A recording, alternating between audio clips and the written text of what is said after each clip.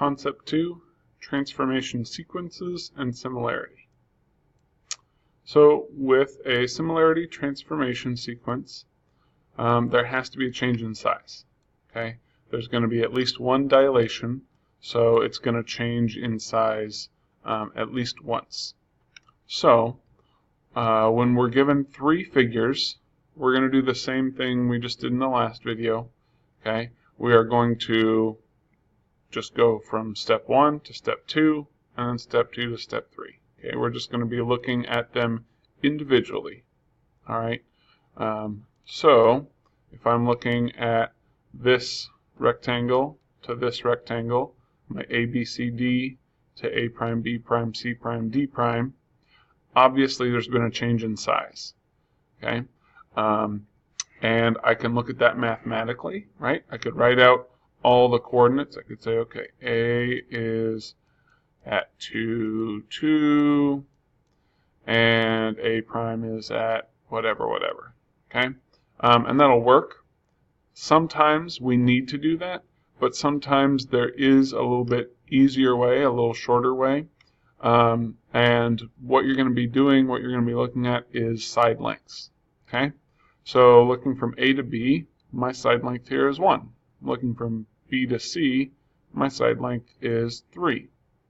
So now if I count the side lengths on my second rectangle, my transformed, my prime, that should be able to give me my scale figure, or sorry, scale factor more quickly than looking at the coordinates themselves.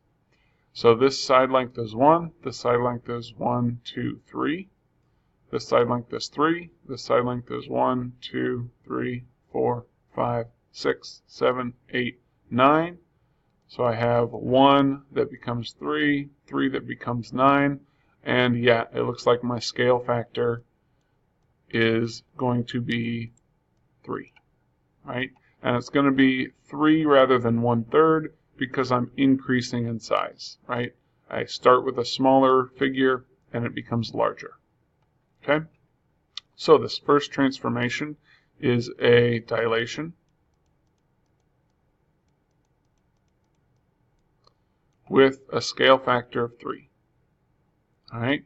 And now looking from my prime rectangle to my double prime rectangle, I actually have some options. This one is a little bit more difficult to see because they're on the same level. It could be a straight horizontal slide. All right, it's almost 180 degrees around my coordinate plane, so it's pretty close to being a 180 degree rotation. And at the same time, it could also be a reflection, right? So my rectangle itself isn't a lot of help to me. I'm going to really need to pay close attention to my vertices, okay, and what the labels are. So if it was a direct slide, I would expect my A to be in the same position, okay? My A that starts, my A prime that starts on the upper left-hand corner should end up on the upper left-hand corner. Because it doesn't, I know that's not going to be just a strict translation. All right? In a 180 degree rotation, if my A starts in the upper left-hand corner, it should end in the lower right-hand corner. Right? If I rotate my shape, and let's see, well, that's going to be hard to do, but maybe I can make it work. Oops, let's not do that. But if I rotated it, this A would come all the way down and end up here. All right, because it doesn't, I know it can't be a rotation, and because my A starts closest to my y-axis, and my A ends up closest to my y-axis, it's probably going to be a reflection. And I could look at that mathematically. A here is 1, 2, 3, 4, 5, 6. 1, 2, 3, 4, 5, 6. All right, so A prime is at 6, 6. So if this is a reflection across the y-axis, I would assume that a double prime is going to be at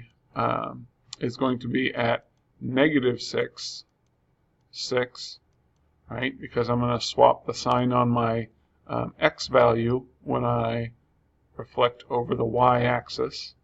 And if we look at it, 1, 2, 3, 4, 5, 6, 1, 2, 3, 4, 5, 6. So it is -6, +6, and it is going to be a reflection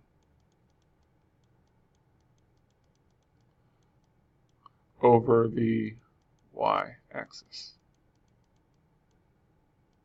Okay? And that's basically what you're going to do when you have those three figures. You're going to break it up into two separate steps. And in the next video, we're going to look at what we are going to do when we're not given that intermediate figure.